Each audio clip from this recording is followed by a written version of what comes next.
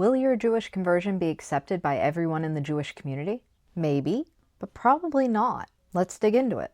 Why does it matter if other people in the Jewish community recognize your conversion and accept it as valid? The Jewish people is a people, a tribe, a civilization.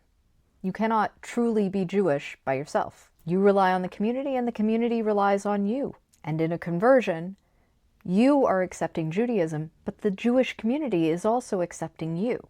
It's a two-way street. In practical terms, that means if you move towns, will your next congregation recognize your conversion as valid and allow you to become a member and participant in the community? Even if they don't recognize your conversion, I don't see any reason why they would kick you out or something. You'll still be able to do some things in the community and able to attend, that sort of thing. But there may be certain things you can't do, like they may not be willing to marry you to another Jew. They may not allow you to enroll your kids in the Jewish school or the Hebrew school program. You may not be able to become a voting member of the congregation. And then, of course, you have Jewish law implications because sometimes the law is different depending on whether the people involved are Jewish or not. It's not the end of the world if someone doesn't recognize you as Jewish, but it's annoying. I mean, it hurts your feelings too, and it's also annoying as a practical matter. Hi, I'm Kochava.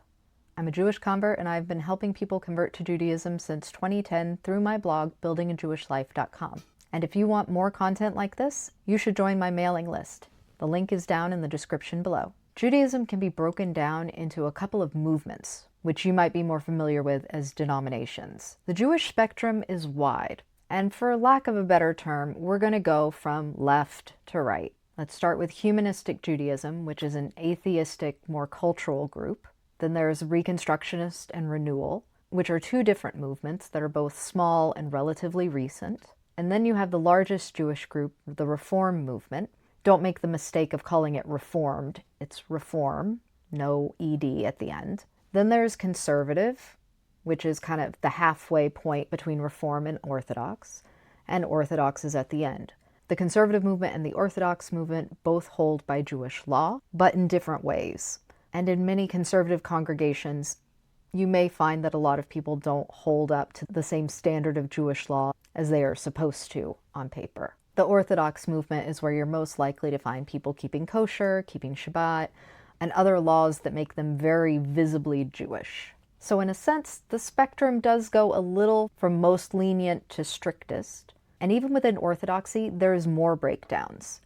There's modern Orthodoxy, which is the more lenient side. There's ultra-Orthodoxy, which is the more conservative side. You might also hear them called Haredi. This is where you'll also find Hasidic Jews. Within Orthodoxy, modern Orthodoxy is the largest group. We're going to start with the smallest group of all, Humanistic Judaism. I'm told they do some conversions.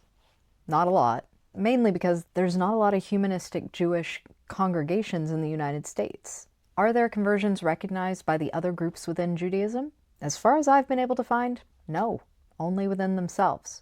Now let's move into Reconstructionist and Renewal Judaism. These are also small groups of Jewish congregations. They do conversions, and their conversions may or may not be accepted also at Reform congregations. From what I've been able to gather, it's a matter of that individual congregation's rabbi's decision. Now let's come to the Reform conversions. As I said, the Reform movement is the largest religious Jewish group. While it holds many traditions, it doesn't hold Jewish law as binding. So because of that, only Reform or lower on the scale will accept a Reform conversion.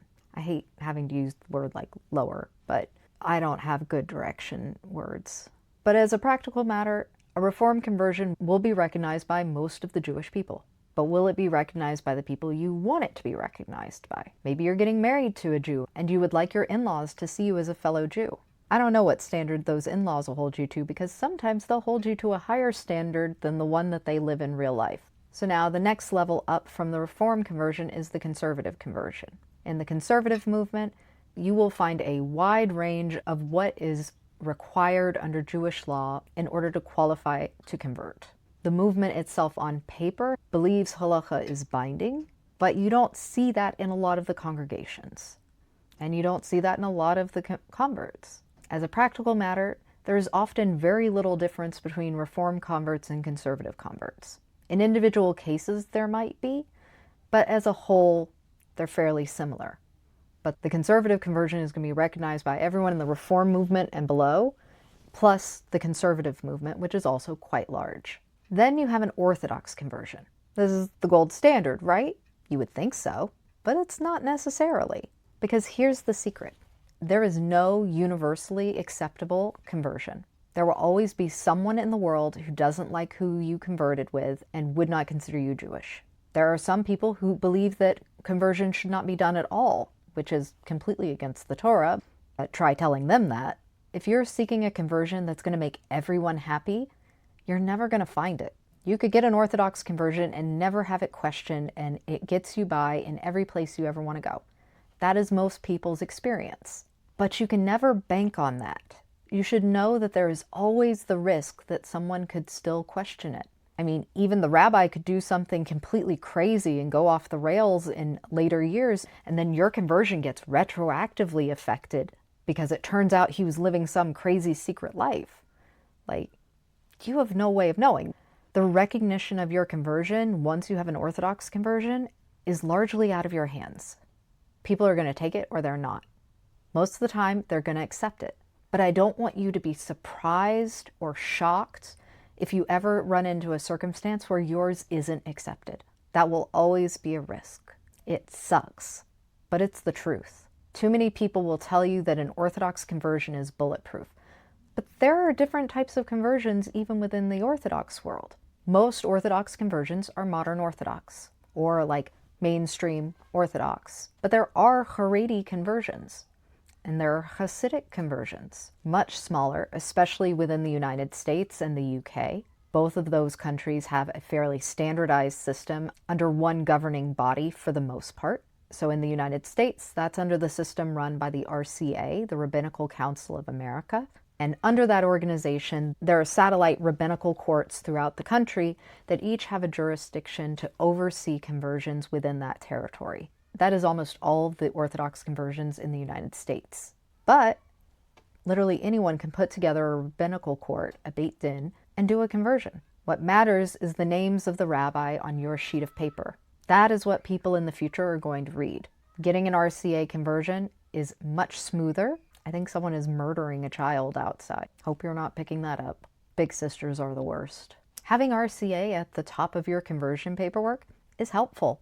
It'll smooth the way for you. But you'll still always have the issue of a potential renegade rabbi leading a secret life. So nothing's bulletproof. Do the best you can with the resources you have, but don't get a false sense of security. If you want to know how long conversions take, check out this video. If you like more calm, practical guidance like this, you should join my mailing list. You can find the link down in the description below.